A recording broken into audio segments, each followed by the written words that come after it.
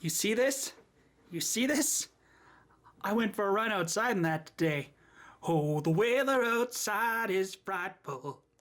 Hello, everyone. Bit of a interesting opening. I know it's really not that cold outside. It's not really that miserable.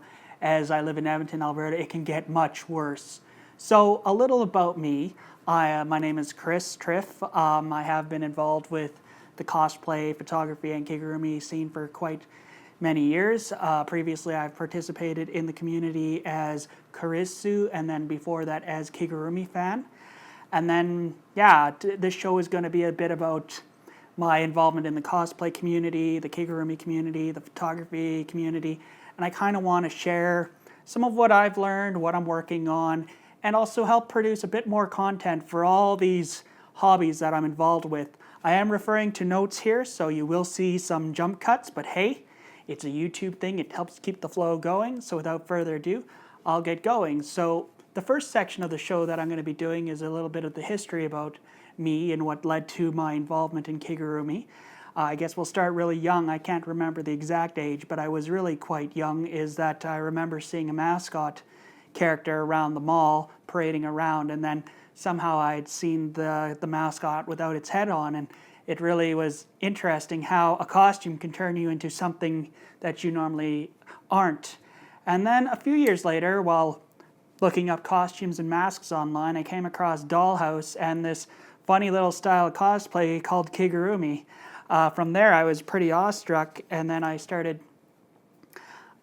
looking around the internet a bit and seeing what was out there. So without finding a whole lot in the English-speaking world, there was Yuri's page there that Yuri had ran for several years. But I started Kigurumi Fans Club on the Yahoo Clubs service, which later migrated to Yahoo Groups. I ran that for a little bit and then handed that over to Tenchi, who ran it a little bit longer than I did. After that, I was involved in some podcasts with Cassie. We did a few Kigurumi shows. Later, Miharu had joined us on the program. And once again, it was a general topic Kigurumi program. Then in 2005, I got Nozomi, which isn't on the table here. She needs a little bit of work, so she's in the other room. I'll show you pictures in the feed, once again in the space somewhere around here.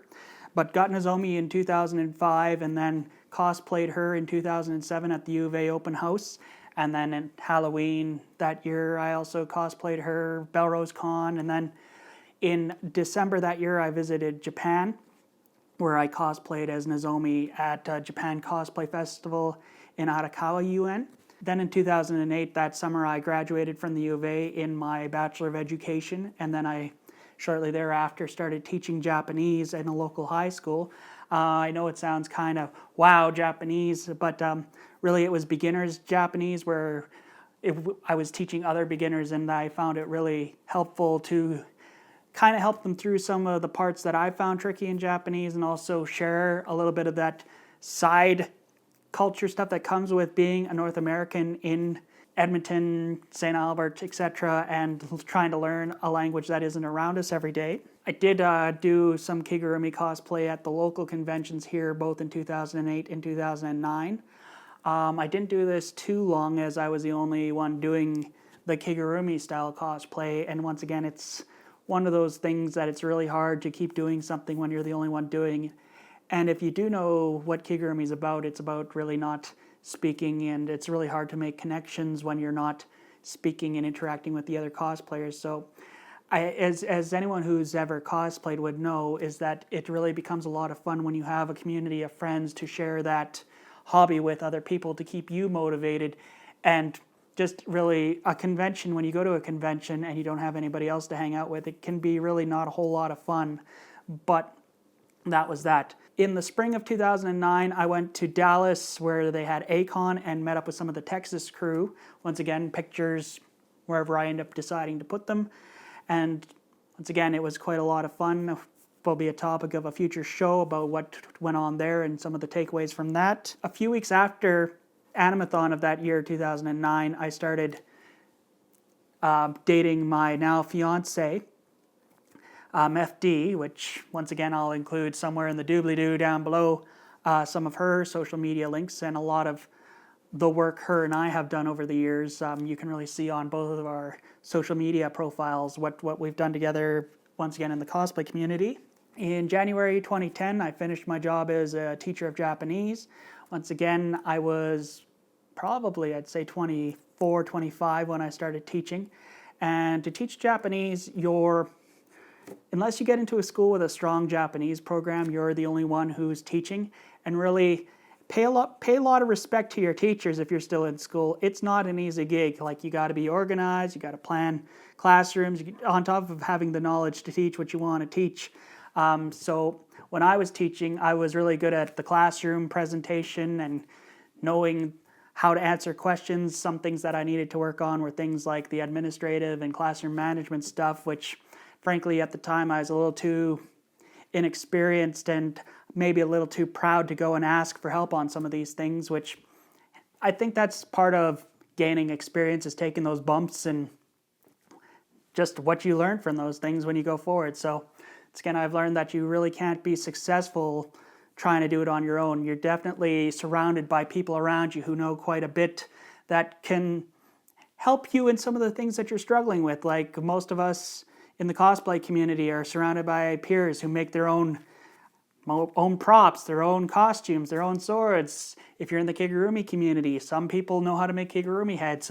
This one here is our Proto-Miku, which once again we'll talk a bit about in the later section of this show. This one here is a Kanakig mask, but once again, you're surrounded by people that can help you if you want to make things, learn things, how to perform, get pictures.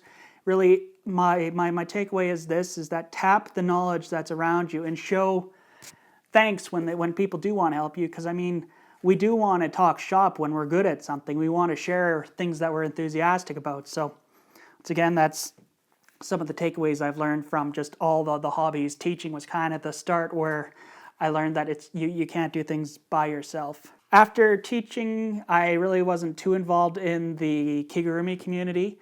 I was really just more of a cosplay photographer for many years. In 2012, I did decide to try and make a run at living in Japan, so I made the arrangements to get a working holiday visa issued for me. Ashley didn't join me on that trip, but I did. And I went to Comic Market that year, where once again I got to see Kigurumi again, take a few pictures, went to some of the New Year functions and events around there, once again seeing Kigurumi here and there and getting some pictures, but ended up coming home after 2 months, because when I went without Ashley, it's when I found out I kind of missed her, so came back here. And now, it was last year that her and I got engaged, and as I'm finishing up my second degree, we don't know yet when we're going to be getting officially married, but we're still together and still working and making content. So when I got back here to Edmonton, there was somebody who had started making Kigurumi masks, Justin Bailey. So did meet up with them a bit and took a few pictures of their characters that they made, once again at their place and at the events that are happening in the local area. And another thing that Justin Bailey really helped with in the anime community here is that he really laid the foundation for a new Alberta Kigurumi scene. A lot of the people that I now consider friends got their first Kigurumi masks from Justin Bailey. And once again, you've seen the pictures over the years up on social media of all the different characters that are at the Alberta scene. This is, I feel quite lucky now that we do have a strong Alberta Kigurumi scene, while also having a really strong cosplay scene in both Edmonton and Calgary, and having such a wonderful group of friends in both communities that have really, Ash and I feel blessed that have been a part of our lives, all these people that have made going to these events over the years a lot of fun. Next here on my notes, I got Arrival of Miko. So Miko is this character here. It's a male version of Hatsune Miku. This one is made by Kanakig Studios, based out of Thailand.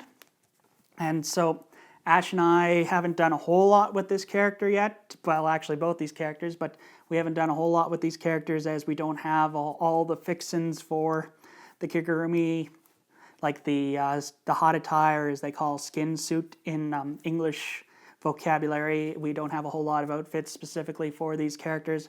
Those are things that we're making arrangements for getting at this time, as Ash and I have other hobbies. Like Ash has her regular cosplay, and I have the photography and school going on, where we're trying to piece those things together slowly but surely. We're working on that. And then over here we have Proto-Miku, as I call this character, is that we did get a 3D printer last summer, and this is, after a few prototypes, this is what we came up with.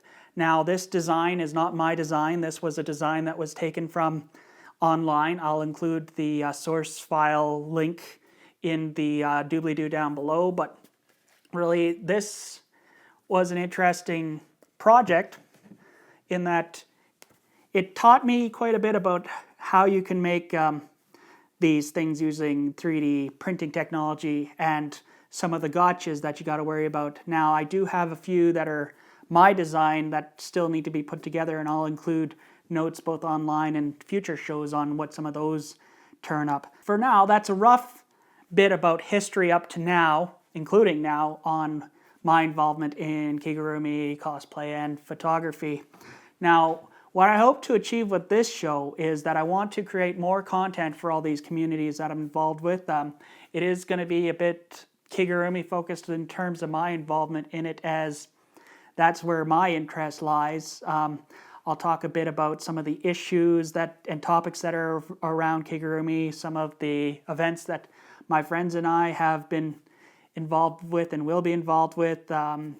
Meph/Ash will be on this show every now and again, talking about the cosplay and some of her Kigurumi projects if and when she has those, as well as I want to create more content and just start a discussion and encourage other people to create these kind of content producing shows, whether it's your Kigurumi, your cosplay, your photography, or whatever you're into. I want to just show that you just got to take the leap of faith to put something together, and it's really not a whole lot of work. You just got to get comfortable speaking to the camera. I know people get camera jitters, and really this isn't a skill that comes easy to a lot of people. I know first time I stood in front of a classroom, I shook like a leaf. First time I stood in front of a store full of people that I had to give a speech to, I shook like a leaf. And really, it's not a skill that comes naturally to too many people, but if you work at it, you can get more comfortable speaking in front of people and not feel like the world is just going to fall apart. Like, I mean, yes, you'll make the occasional goof and you'll stutter here and there, but I mean, you can only get through that by experience and doing a bit more. I'm sure if I keep up with this, and when I look back a few shows from now, this first show, I'll be able to see all the things being like, oh man, wish I didn't do that or this, that, and the other thing. But I want to make these resources available just based off of what I've learned and share some of the notes, and also learn along with you some of the things that I've learned. Like, once again, I want to share how I made this stuff and also share a bit about 3D modeling. I want to share about photography and share what I've learned about that. Some of the technology stuff. I've taken up a little bit of programming. I spent the whole last year when I returned to university in computer science and mathematics. I want to share some of those things that I've learned and bounce ideas off you. Many of you out there know way more than I do in some of these subject areas, and I'd love to connect with you and share what we've learned and also share what I may know that you want to know. And once again, I think the next batch of shows we're going to start with the photography and the video setup, as that's an area that I think is the most broadest, appealing to a lot of Kigurumi cosplayers, regular cosplayers, and even other personality types who just want to pick through what seems to be a steep learning curve as far as all the stuff out there you need to know, from the gear to the software to the lenses, etc. I'll walk you through that over the next few episodes. So for now, I'll sign off. My name is Chris. My social media handles are @ctriff, and I'll include all those links down below in the doobly-doo. Until next time, I'll see ya.